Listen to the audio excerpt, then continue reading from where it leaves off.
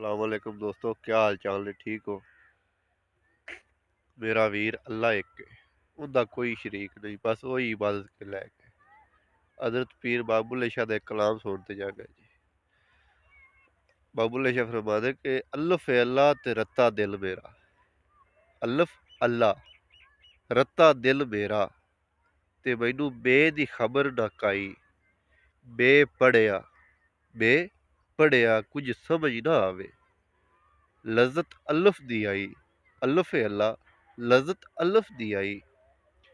ऐन ते गैन दा फर्क ना जाना, ऐन ते गैन दा फर्क ना जाना।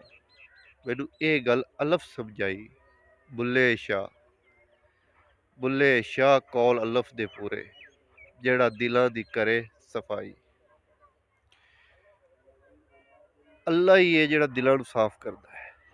अल्लाह ही है जेड़ा अल्लाह कोल हिदायत मंगी करो मेरा वीर। अल्लाह दी इबादत कीती करो, किसे कोलों ना मंगिया करो।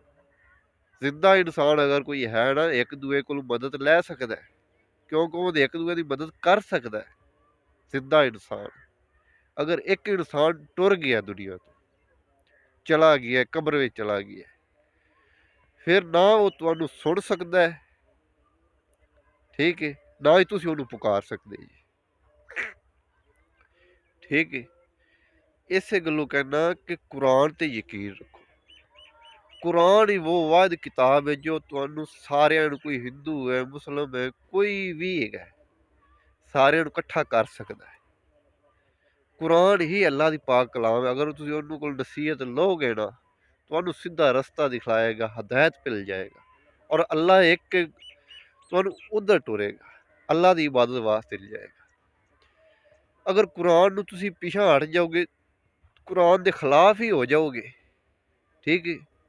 ਉਹੀ ਤਾਂ ਤੁਸੀਂ ਕਹਿੰਦੇ ਜੀ ਅਸੀਂ ਕੁਰਾਨ ਦੇ ਖਿਲਾਫ ਨਹੀਂ ਹੈ, ਤੌਬਾ ਨਊਜ਼ ਬਿल्ला, ਲੇਕਿਨ ਗੱਲ ਕਰ ਜਾਂਦੇ ਜੀ ਕਿ ਕੁਰਾਨ ਦੀ ਆਇਤਾਂ ਅੱਲਾਹ ਤਾਲਾ ਜਿਹਨੂੰ ਆਇਤਾਂ ਤੋਂ ਅੱਲਾਹ ਤਾਲਾ ਕੁਰਾਨ ਤੁਹਾਨੂੰ ਮਨਾ ਕਰਦਾ ਵੀ ਜਿਹੜੇ ਕੰਮਾਂ ਤੋਂ ਰੋਕ ਰਿਹਾ, ਔਰ ਤੁਸੀਂ ਉਹ ਕਰਦੇ ਜੀ।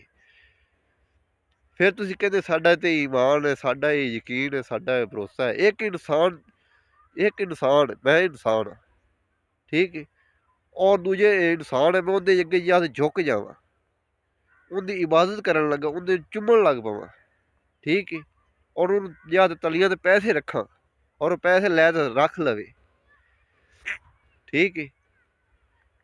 एक इंसान दे अगे झुकदा है, उनकी इबादत करदा है, ये गल गलत है। उनके हक भी दुआ कीती करो कि या अल्लाह कि मेरा भाई है, इनू भी हिदायत दे।